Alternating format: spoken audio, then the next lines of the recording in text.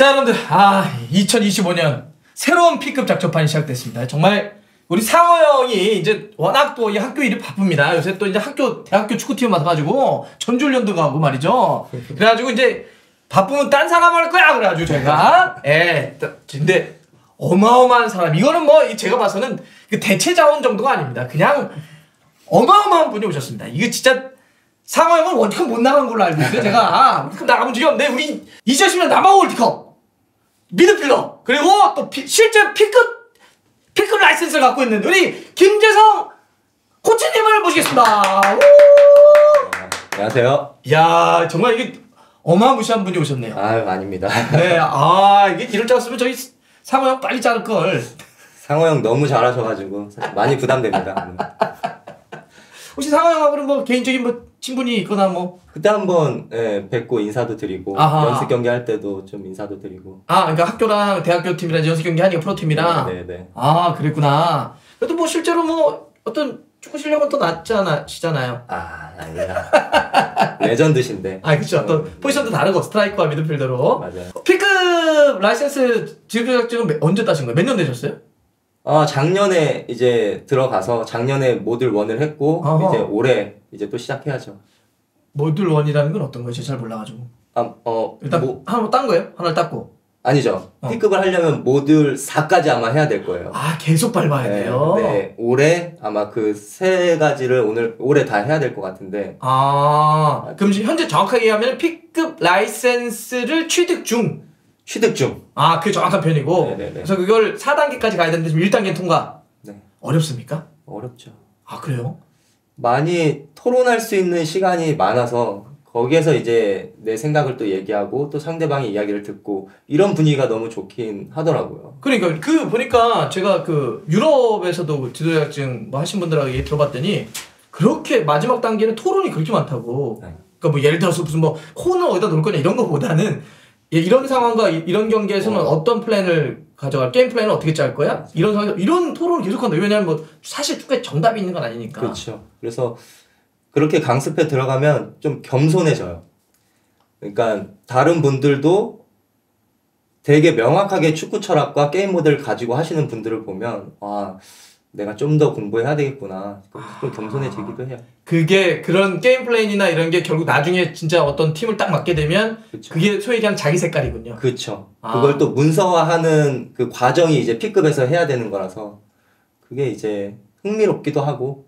근데 그런 거 되게 좋아하잖아요. 사실 되게 독특한 선수였어요. 왜냐면 제 기억에 현역 선수 때도 막 되게 다양한 자격증, 다양한 교육 과정에 참여하고. 예를 들어서 제가 기억나는 게 프로축구연맹이 했던 축구산업 아카데미. 네. 여기도 막 도전한다고 그러지 않았었어요? 그것도 관심이 좀 있었고, 근데 결국 지도자를 해보니까 지도자로서의 역량을 키울 수 있는 걸 계속 파게 되더라고요. 예를 들면은 지도자로서의 멘탈 코칭 이런 것도 중요하니까 선수들을 하나로 끌어모으고 또 1년 시즌을 뭐 A팀, B팀 가릴 거 없이 다 끌고 가야 되려면 멘탈을 또 잡아줘야 되고 이런 부분들이 있으니까 멘탈 중요하죠. 그런 쪽으로 좀 자격증 취득도 좀 해보고 배우기도 해보고. 언제 감독 되는 겁니까? 아직 멀었죠. 아직 멀었죠. 네.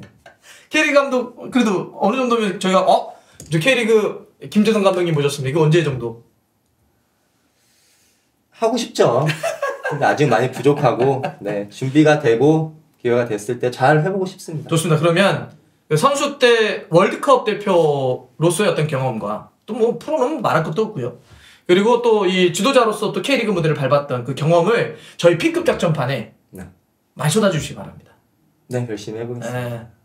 잘하시면 뭐 계속하고요. 못하시면 한 번만 끝내는 걸로 하겠습니다. 그렇더라고요. 못하는 사람들 한 번만 나오더라고요. 그럼요. 저희들이 먹고 살아야죠. 맞습니다. 네. 자, 그래서 저희가 이 녹화 시점으로 놓고 보면 바로 지난 새벽 이게 북런던 더비 토트넘과 아스날 경기가 있어서 저희가 전술적으로 그 경기를 분석을 하자. 몇 승 몇 패 역대전적 이런 건 다 미디어들이 하는 거고 실제 그래서 몇 가지 좀 분석을 해보려고 해요. 그러니까 아스날은 굉장히 좋잖아요. 좀 순위도 올라가 있고 우승 경합을 할 정도고 토트넘은 역대급으로 안 좋습니다. 지금 강등권과 뭐 몇 점 차이네 막 이 정도로 안 좋아요. 그래서 지금 도대체 아스날은 어떤 게 좋은 거고 또 토트넘은 어떤 게 좀 문제냐. 네. 그리고 또 하나 이제 두 팀의 구체로 놓고 보면 세트피스, 즉 코너킥 공격과 수비할 때 아스날과 토트넘은 완전 극과 극입니다. 왜 이렇게 아스날은 골을 잘 넣지? 코너킥에서? 반면 토트넘은 왜 이렇게 실점을 많이 하지? 이것도 좀 전술적으로 좀 궁금하고 많은 분들이 오늘 되게 많이 보실 것 같아요. 궁금하신 분들이 많아서 데이터로는 알겠는데 실제 전술적으로 왜 문제지? 그 다음에 세 번째, 요거는 진짜 저도 개인적으로 궁금한데 손흥민 선수가 특히 포스테코글루 감독 축구에서는 측면 쪽 수비까지도 굉장히 깊숙이 많이 내려오는 것 같아요. 네. 왜 이런 현상이 빚어지지? 왜 올라가서 소위 얘기하는 감차, ZD 막 이런 거 있지 않습니까? 이거 왜 요 위치에서는 잘 안 하죠? 요것도 전술적으로 왜 그런지 오로지 오늘은 전술적으로만 한번 저희가 풀어보겠습니다. 자, 그러면 먼저 자 아스날과 토트넘의 그 이번에 북런던 더비를 보시면서 느꼈던 가장 두 팀의 특징. 두 팀의 특징. 일단 첫 번째 아스날이 첫 번째 득점을 했을 때 보면 좀 얘기할 수 있는 게 많이 있을 것 같아요.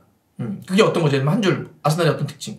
아스날이 결국은 이제 미들서드에서 볼을 뺏어서 이제 공격으로 쇼 카운터를 나가는 장면이었는데 그때 이제 반대로 얘기하면 토트넘은 왜 수비를 그렇게 할 수밖에 없었는지 그리고 왜 실점을 할 수밖에 없었는지를 좀 설명할 수 있을 것 같거든요. 그러니까 그 득점 장면에서 보면 아스날이 무엇을 잘했는지 토트넘은 무엇을 못했는지 그거를 이제 알 수가 있다. 오케이, 구체적으로 한번 가보죠. 네. 일단 아스날 하얀 게 토트넘이겠죠? 토트넘. 그래서 여러분들이 보시기에 오렌지가 아스날입니다. 네. 자, 토트넘이 계속해서 후방 빌드업을 좀 요즘 계속 하고 있는 상황이었고 지독히 많이 하려고 합니다. 예. 라인도 엄청 끌어올려요. 이렇게. 이날도 이제 사이드에 있는 선수가 좀 많이 올라온 상태였고 그렇죠. 여기는 얘는 스펜스였겠죠? 네, 스펜스였고 여기 그래서 아스날은 수비하는 상황에서는 보통 4-4-2로 수비를 좀 하는 것 같더라고요. 두 줄 수비 4-4-2 형태로. 그렇죠. 근데 아예 처음부터 4-4-2로 가는 게 아니라 이 웨데구르가 뒤쪽에 있다가 이제 백패스가 나가는 타이밍에 볼이 이동되는 타이밍에 같이 이제 압박을 나가는 상황들. 여기 카이 하베르츠를 놔두고. 그렇죠. 원래는 여기 있다가 볼이 움직임에 따라서 끌어올라가서 압박을 해준다. 그렇죠. 그 타이밍이 굉장히 좋은 것 같아요. 그러니까 뭐 볼이 간 다음에 가는 게 아니라 일단 미드필더 한 명을 견제하고 있다가 볼이 나가는 타이밍에 동시에 이제 압박을 하면서 이 수비가 고개를 들지 못하게. 그러면 이제 결국은 이 선수가 선택할 수 있는 건 백패스라든지 아니면은 불안전하게 킥을 이제 전방에다 놔야 되는데 그 수비를 일단은 굉장히 잘했던 것 같고. 그 현장에서 많이 쓰는 표현입니까? 고개를 들지 못하게 해라. 그쵸. 가장 이해하기 쉬우니까 선수들이. 야, 고개 못 들게 해.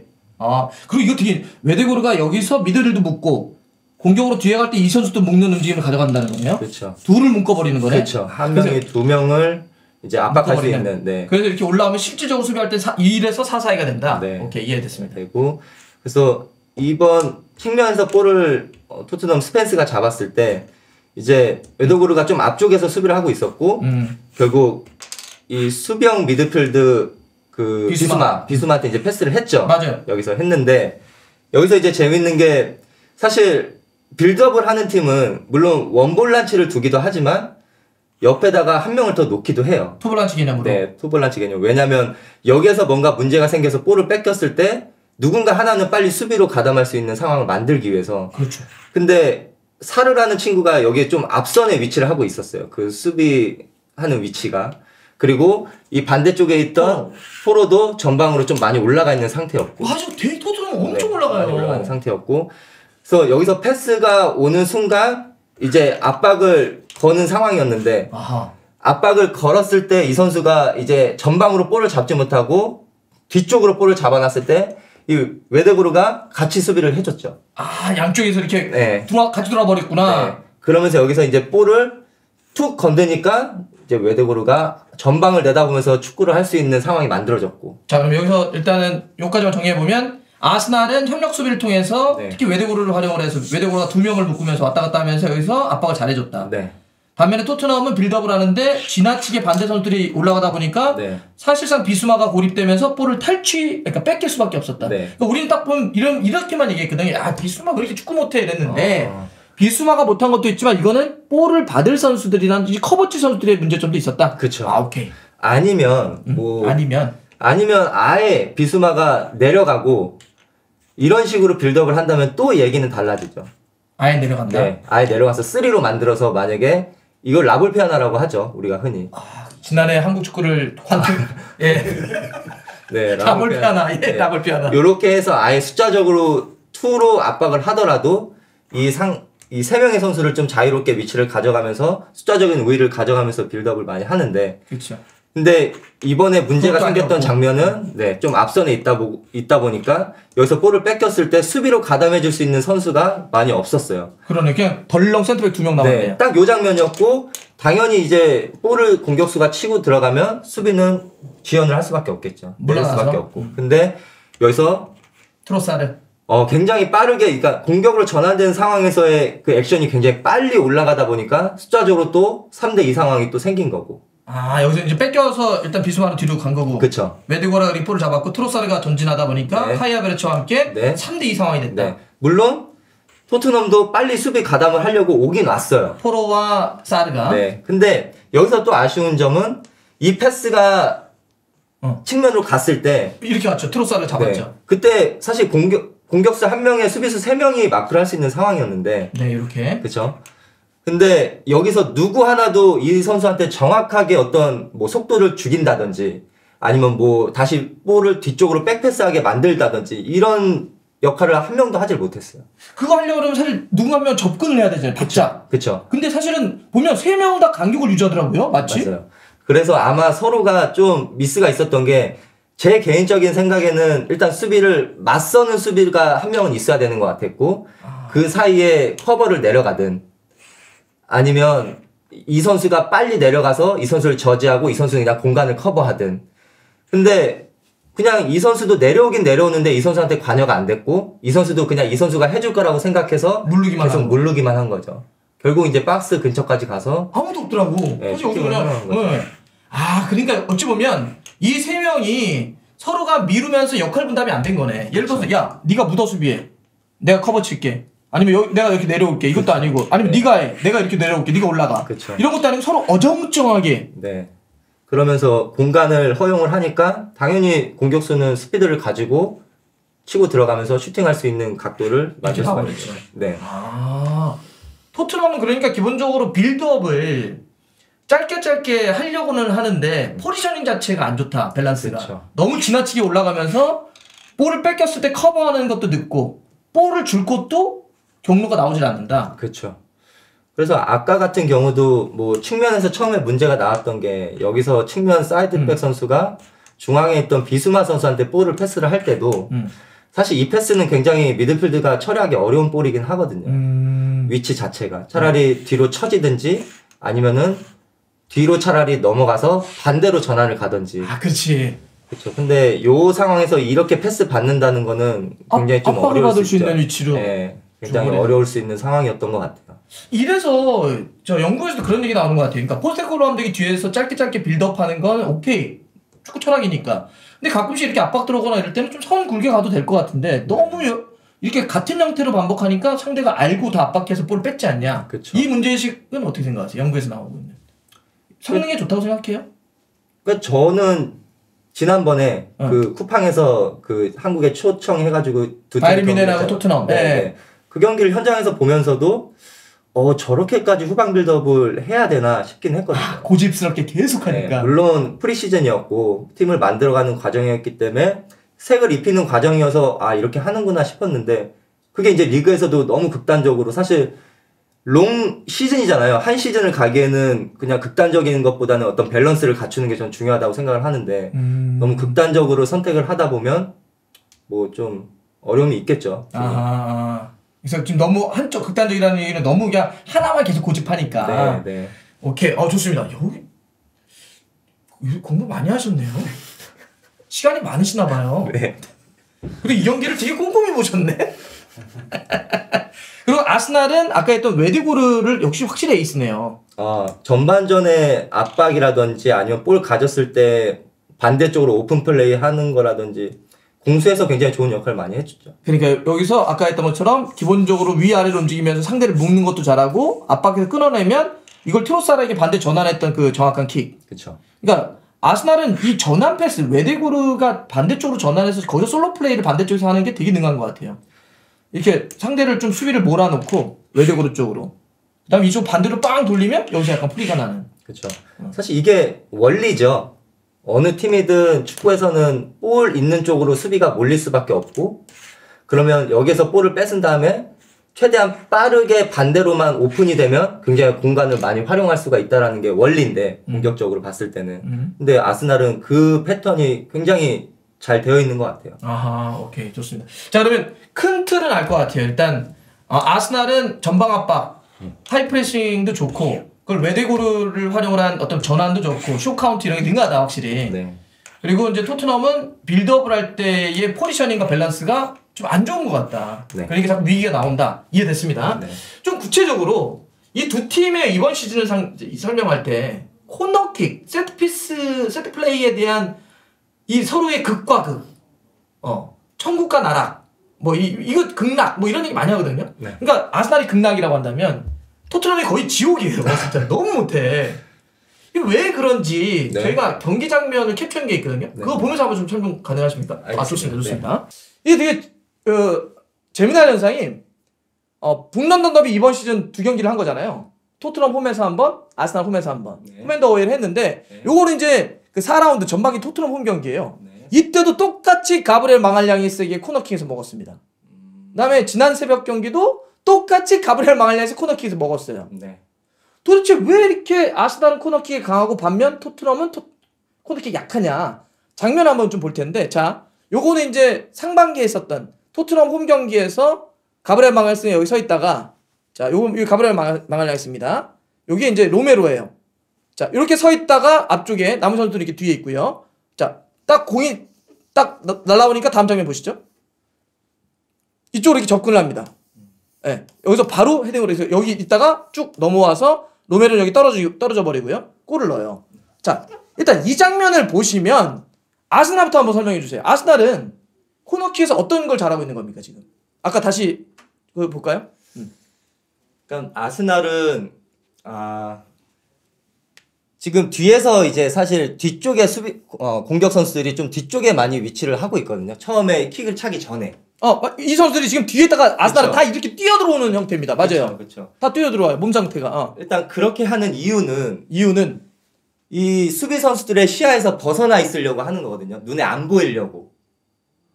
그렇지. 네네. 수비수 뒤통수 쪽에서 달려들어오니까 내가 그쵸. 나는 코너킥 차는 볼을 봐야 되는데, 야, 그쵸. 뒤에서 오나 이렇게 보게 하려고 한다. 그렇죠. 그러니까 뒤에 숨어있다 튕겨오는 거군요. 그렇죠. 그러다가 이제 타이밍이 맞으면 뭐 이 선수들이 여기까지 들어오겠죠. 결국은 네. 들어와서 이 선수들이 여기 앞에 이제 보이기 시작하면 이제 상대 공격수를 볼 수밖에 없으니까 그러면 볼의 시선을 또 놓칠 수가 있는 거죠. 그 찰나의 순간에. 처음에 볼 보고 있다가 공격수가 아스날 뒤에 떨어지니까 뭐야? 이렇게 그쵸. 보면 또 볼을 놓치고 볼 보려고 하면 선수 놓치고. 맞아요. 그때 득점이 나오는 거거든요. 사실 그 찰나의 순간에 이제 공격수는 그냥 머리만 갖다 대면 뭐 방향만 틀어져도 득점할 수 있는 위치가 생기니까. 사실 이게 굉장히 좀 지능적이기도 하고 수비 입장에서는 굉장히 어려운 상황이긴 한 거죠. 그렇죠. 그거를 그 수비가 어렵다는 걸 알고 네. 아스날이 이렇게 준비하는 거군요. 그렇죠. 사실 세트피스에 전담 코치까지 두고 이 연습을 그렇게 많이 한다는 거잖아요. 결과가 나오는 것 같아요. 그래서. 일단 기본적으로 수비수에게 뒤에 숨어 있다가 튕겨 나오면서 그 공간을 만든다. 네. 어렵게 한다. 네. 좋습니다. 그럼 여기에서 그런데 혼자 이렇게 가브리엘 망알량이스가 혼자 이렇게 떨어져 있는 이유는 뭐예요? 그리고 그쵸. 혼자 떨어져 있는 이유는 결국 이 선수한테 타겟을 놓고 이 선수가 들어가면서 이제 점프를 시도해서 여기서 득점을 만들겠다라는 하는 건데 의도는 남은 선수들은 약간 하면서 흔들어주는 거고. 그쵸. 아하. 그러면 이제 반대로 보면 오케이. 토트넘의 수비는 토트넘 수비는 이제 역할이 있겠죠. 이 선수들을 여기다 세우는 역할이 있겠죠. 가장 득점이 많이 나오는 곳이 뭐 이쪽 니어포스트라고 하니까 니어포스트에 일단 한 명이 세우고 가장 득점이 많이 나오는 곳에 이제 수비수를 세우는 거죠. 이거 존이네요, 존. 네, 존이죠. 지역을 네. 잡아놨네. 존이라는 건 사실 많은 움직임을 가져가면 안 되는 거죠. 나한테 이 위에 경합되는 볼만 헤딩 처리를 하면 되는 거거든요, 역할은. 나한테 오는 볼만 처리하면 된다. 그쵸. 존은. 오케이. 근데 그러려면 이 선수의 또 역할은 이 선수가 여기까지 못 오게 만드는 게 사실 가장 큰 역할인 거거든요. 자, 이해됐어. 이 선수들은 지금 지역을 잡고 있어요. 존 디펜스를 하고 있어. 네. 이 선수들은 움직이지 않고 여기 내 지역에 들어오는 볼만 처리하면 돼. 그렇죠. 근데 여기는 맨마킹을 해, 이 선수는. 네. 사람을 잡아. 네. 이 선수의 역할은 내가 가만 서 있는 게 아니라 이 선수가 못 들어오는 거를 계속 막아야 그쵸, 돼. 자, 그쵸. 원래는 이렇게 해야 된다. 네. 자, 근데 그러려면 자, 지금 이런 포지션보다는 아예 그냥 안고 있어야 돼요. 그 역할을 잘 하려면.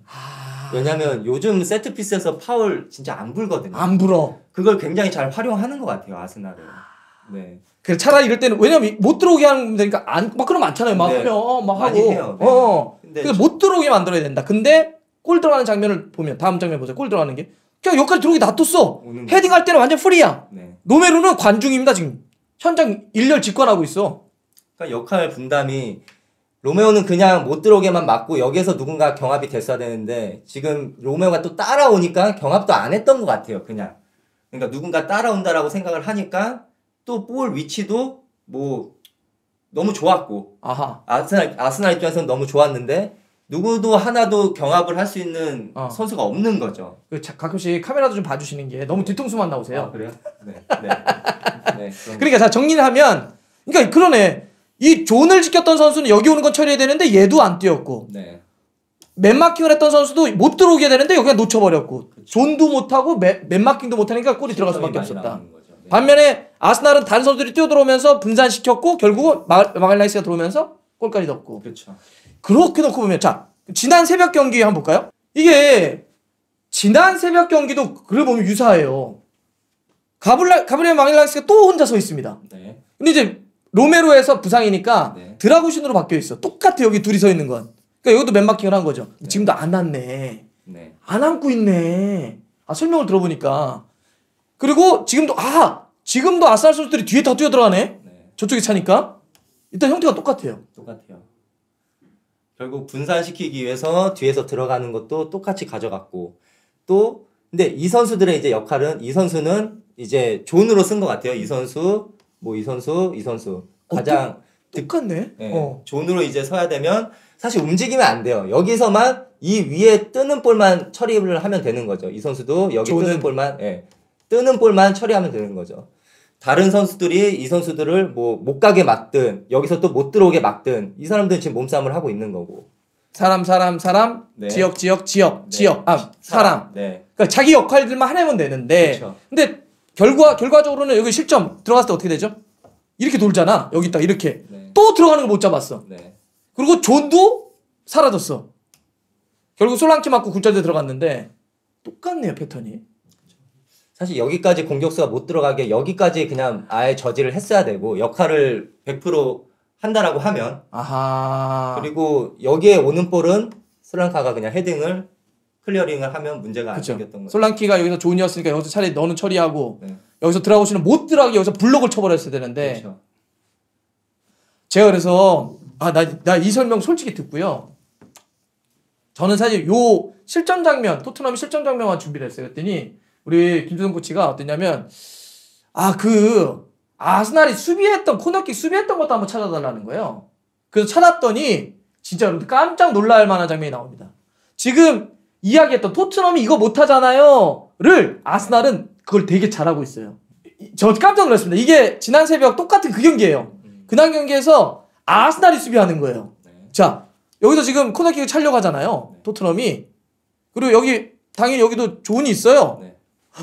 정말 놀랬던 거. 아까 여기 있는 선수들은 뛰어들어간다고 그랬잖아요. 그럼 여기가 못 들어오게 블록을 쳐야 된다고 그랬잖아요. 네. 여러분들 진짜 보십시오. 이거 좀 보시나요? 아스날 선수들이 3명이 스크럼 짜고 있는 거. 여기 토트넘 선수가 2명 있어요. 드라고신 포함을 해서. 그레이 같은데 이렇게 2명이 있습니다. 2명을 못 들어가려고 3명을 블록을 쳐놓은 거야. 볼이 딱 날라오잖아요. 날라온 거 한번 보여주실래요? 다음 장면. 여기서 묶어버려. 여기를 못 들어가게. 이거 얘기하신 거죠. 그렇죠. 아까 처음 장면 한번 볼까요? 이게 만약에 뭐 2명만 있었으면 사실 2대2 상황은 이 선수들이 뭐 한 명을 그냥 막는다든지 한 명을 밀친다든지 하고 들어갈 수 있을 거예요 아마. 동수면. 근데 아마 이 선수들을 막아주고 이 선수가 앞으로 가든 뒤로 가려고 하는 어떤 장면인 것 같아요. 근데 이 세 명이라고 하면 앞으로 가는 건 이 선수가 보면 되고 어허. 뒤로 가는 건 이 선수가 보면 되니까 아. 더 확실하게 역할이 분배가 될 수 있겠죠. 솔랑키 같다. 솔랑키와 드라우신 같은데. 네. 야, 여하튼 그래서 숫자를 일부러 한 명 더 늘린 거라는 거죠. 그렇죠. 두 명이 여기서 뛰어들어가려고 준비하고 있으니까 야, 우리 그러면 세 명. 그래서 이 여기서 뛰어들어가는 선수만 잡으면 헤딩하기는 사실 나머지 존이나 여긴 지역 맨마킹을 하는 선수가 막으면 되니까. 네. 그리고 아까 헤딩 이제 시도하는 장면, 경합되는 장면 보면 결국 그 세 명의 선수들은 헤딩할 생각을 안 해요. 그냥 맞아. 그냥 잡아 사람만. 결국 이쪽에 있었던 선수가 나오면서 헤딩 처리를 하는 거죠. 역할을 잘 이행한 거죠. 그러니까 여기는 아까 그랬잖아요. 그냥 자기 지역으로 오는 거 헤딩 경험만 해. 그러니까 나머지는 야, 우리는 헤딩할 생각 없어. 들어오는 애들만 그냥 못 들어오게 잡아. 맞아. 그리고 뛴 거는 야, 좋은 했던 애가 내 지역이잖아. 나와서. 맞아요. 그거를 아스날은 체계적으로 딱딱딱 나눠져 있다. 맞아요. 저기 죄송한데요. 네. 토트넘 가가지고 네. 코너킥 코치 해주시면 안 돼요? 아니 이게 사실 이런 장면 저 이렇게 분석하는 거 본 적 없어요. 진짜. 그래서 아까 그 얘기를 하는 거예요. 이거 한번 봐봐라. 어떻게 그러니까 그냥 대충 우리는 이런 거 알고 있거든요. 아스날이 그 코너킥 수비를 되게 잘해. 코너킥 공격을 되게 잘해. 반면에 토트넘은 못해. 이거만 알았는데 왜 못하지? 이걸 좀 속 시원하게 듣고 싶었는데 아니면은 뭐 토트넘 입장에서는 조금 더 아예 그냥 수비할 때 맨투맨을 다 걸던지 1대1로 안 되면 그냥 놓치지 않게끔 그냥 경합이든 따라가는 거든 그냥 1대1로 어떤 책임감을 더 부여를 하는 거죠 선수한테. 뭐 그런 방법이 있을 수도 있고. 근데 계속 그냥 이렇게 같은 형태라는 거잖아요. 전방위도 그렇고 여기는 그냥 맨마킹 시키고 여기 존 몇 개 세우고 그냥 항상 이 똑같은 형태를 쓰다 보니까 똑같이 당하는데 그러면 차라리 그냥 변화를 줘서 다 맨투맨을 시켜버린다든지 아니면 저런 것도 있잖아요. 우리 K리그도 보면 일부러 공격수들을 앞쪽에 그러니까 수비하는 팀이 몇 명을 앞쪽에 빼놓는 경우들이 있어요. 맞아요. 역습을 준비하는 것처럼. 맞아요.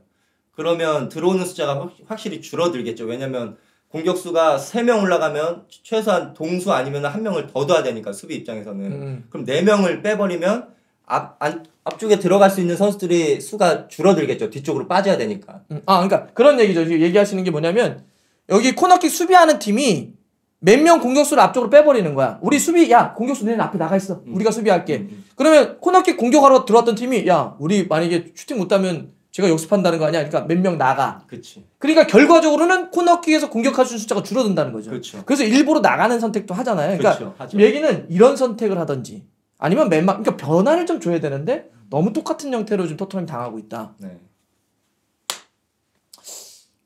좋은데요? 상호형 이런 얘기 안 해준 것 같은데. 자, 그러면 코너킥에 대한 건 좀 제가 들었고요. 요것도 궁금해요. 요거 손흥민 선수의 포지셔닝에 대해서 그냥 안타까워하시는 분들이 많고 궁금해하시는 분들이 많아요. 자, 지금 손흥민 선수 히트맵인데 요게 이제 득점한 거 차지했을 때 손흥민 선수가 확실히 공격 전반에 상당히 많이 올라와 있죠. 뭐 중앙도 그렇고 하여튼 고르게 공격을 좀 많이 한다는 걸 알 수 있어요. 이번 시즌 확실히 측면 쪽에 집중되어 있습니다. 사이드로. 그죠? 그런데다가 아스날 경기 같은 경우는 자 찍힌 데가 그냥 아예 제일 많이 찍힌 데가 여기 수비 쪽 위치예요. 이렇게 공격 방향이 여기니까 토트넘이 그냥 거의 풀백처럼 돼 있어요. 그러니까 이런 거예요. 아니 우리 소니 너무 내려가 있지 말고 막 공격도 하고 슈팅 때렸으면 좋겠는데 왜 이렇게 내려와 있냐? 올라갈 수 없어요? 이런 건데 자 그래서 먼저 이렇게 물어볼게요. 왜 이렇게 소니가 이번 시즌 사이드로 가거나 아니면 아스날 경기 같은 경우는 아예 풀백처럼 이렇게 많이 내려와 있는 겁니까? 왜 이런 현상이 빚어진 거예요? 왜? 일단 이유. 두 가지 측면일 수 있을 것 같은데. 두 가지. 모르겠어요. 제가 전 경기를 팔로우를 안 해가지고 토트넘 경기를. 근데 아마 이렇게 비교를 하실 거면 과연 그러면 2021-22 시즌하고 볼 점유율도 저는 한번 비교해봤으면 좋겠거든요. 이때와 이때가 볼 점유율. 왜냐면 아마 이렇게 찍힌 이유는 볼을 가지고 상대 지역으로 많이 올라가서 점유를 하면서 플레이를 했기 때문에 아마 이렇게 많이 찍혔을 거예요. 그러니까 무조건 역습만 많이 한다고 해서 이렇게 찍히진 않을 것 같거든요. 히트맵이. 근데 지금 이번 시즌의 점유율이 제가 요번 아스날 전만 보더라도 좀 많이 일방적으로 수비를 많이 하더라고요. 토트넘이 라인을 내려서. 그러면 당연히 이게 역습 축구가 아닌 이상은 뭐 앞선에 그냥 두세 명을 뭐 예를 들어서 3명, 2명을 공격수를 놓고 수비만 하기에는 상대가 5명이 공격 숫자가 올라가는데 4명만 수비할 수는 없잖아요. 그럼 동수를 최대한 만들어야 되니까 그럼 윙포드를 손흥민이 윙포드를 보면 손흥민이 수비 가담을 할 수밖에 없는 거죠. 아하, 오케이. 그러면 결국 아스날전에서도 그러니까 이게 좀 맞물리는 이야기이긴 한데 아스날이 공격 패턴이 굉장히 좋았던 것 같아요. 그러니까 중앙 공격을 많이 안 하고 계속 측면 공격을 많이 했죠. 왜냐하면 아하. 상대에게 카운터 어택을 주지 않기 위해서. 아하. 중앙에서 패스 넣다가 뺏기면 어디든 카운터를 나가기가 굉장히 쉽거든요. 그렇죠. 가운데 선택길이 많죠. 네. 선택길이. 근데 아스날은 무조건 측면에 일단은 패스를 뿌려서 측면에서 숫자적인 우위를 가져가는 축구를 계속해서 하더라고요. 그러니까 예를 들면 이쪽에 스털링이 있었고 그쵸. 이쪽에 트로사르가 있었고 네. 외대고로도 이쪽으로부터 맞아요. 근데 측면에 볼을 주면 또 사이드 백들은 굉장히 과감하게 오버랩이든 언더랩이든 공격 가담을 했어요. 팀버가 이렇게 언더랩을 치건 이렇게 오버랩을 치건 네. 언더랩을 치건 네. 아니면 이쪽에 있었던 스켈리가 오버랩을 치건 언더랩을 치건 올라오더라. 네. 그럼 그 올라가는 선수를 누가 잡냐는 거죠. 아하. 네. 올라가는 선수를 누가 잡을 건지를 보면 어. 결국은 사이드에 있는 공격 선수가 수비 가담을 해줄 수밖에 없죠. 자, 그러면 예를 들면 토트넘 포백이에요. 네. 근데 자, 여기 색깔 한번 바꿔볼게요. 네. 노란색 아스날 양쪽에 있습니다. 트로사르 있고 스털링 있고 외독으로 여기까지 올라옵니다. 네. 그다음에 카이 하베르츠 있어요. 네. 양쪽 풀백이 전진해서 여기 올라옵니다. 이렇게. 네. 그러면 최대 기본적으로도 6명까지 되네. 네. 자, 그러면 6대 4가 되면 이건 토트넘이 무조건 안 되는 게임이잖아요. 이거는 이렇게 수비하면 안 되죠. 자, 그러니까 소니가 내려올 수밖에 없다. 네. 내려올 수밖에 없다. 내려올 수밖에 없어요. 이 구조에서는. 이렇게 찍힐 수밖에 없는 거네, 이 축구에서는. 네. 또 아스날이 그렇게 계속 공격을 했고. 그렇게 계속 공격을 했고. 자, 특히 이제 외대고로 같은 경우에도 볼 잡고 반대 전환. 이 경기에서 진짜 좋았던 게 이 선수가 볼을 만약에 스털링이 볼을 잡았어요. 패스를 줘서. 그러면 팀버는 계속 오버랩을 나가면서 손흥민을 끌어내려요.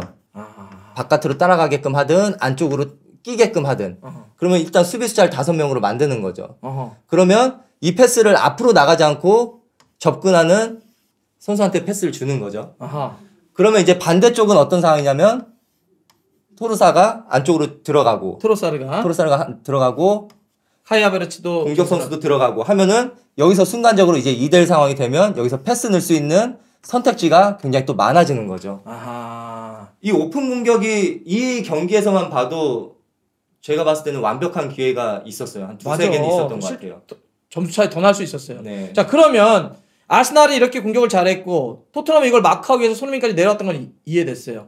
근데 이렇게 안 할 수는 없어요. 그러니까 예를 들면 방법은 없습니까? 그러니까 이런 수비를 하기 위해서 윙포워드가 내려와서 수비를 해야 된다는 것까지는 이해하는데 예를 들면 어쨌든 소니가 좀 더 공격에 집중을 했으면 좋겠다는 생각도 있고 실제 이제는 어느 정도 나이가 있기 때문에 이걸 계속 왔다 갔다 하면서 공격과 수비를 다 하라는 것도 그렇잖아요, 사실. 그렇죠. 적절하게 이런 것들을 안배해 줄 수 있는 것도 감독의 능력인데 그렇죠. 방법이 없으니까 소니가 조금만 더 공격 쪽에 더 할 수 있는 방법?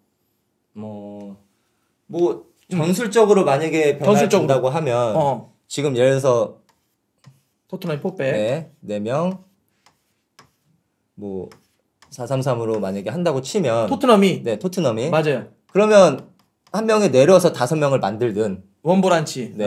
아니면 그냥 처음부터 원볼란치가 아닌 투볼란치로 경기를 하는 거죠. 그리고 앞에 한 명을 놓든. 난 이거 괜찮다. 투볼란치. 네. 그러면 어찌됐든 여기로 패스를 아까 얘기했던 뭐 예를 들어서 스털링한테 측면에 있는 선수한테 패스가 가더라도 미드필드 중에 한 명이 여기서 끌려 나오면 되지. 네, 끌려 나오면 되고 아니면은 여기서 뭐 상대가 오버랩을 갔을 때도 미드필드가 따라가면 되거든요. 그렇지. 네, 수비수자는 맞출 수가 있거든요. 그러니까 이게 너무 원볼란치 개념으로 경기를 하니까 숫자도 부족하니까 공격이 내려와요. 현상 어떤 내 토트넘 경기 보면 안 되니까 숫자가 부족하죠. 원볼란치니까 나머지 다 여기 올라가 있으니까 사이드가 다 내려와.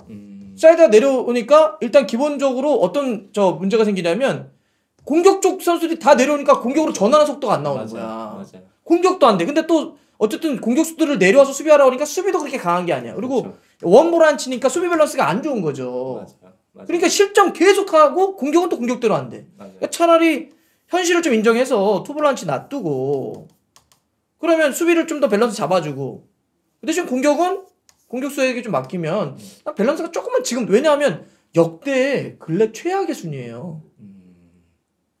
실점이 엄청 많은 거 아니에요?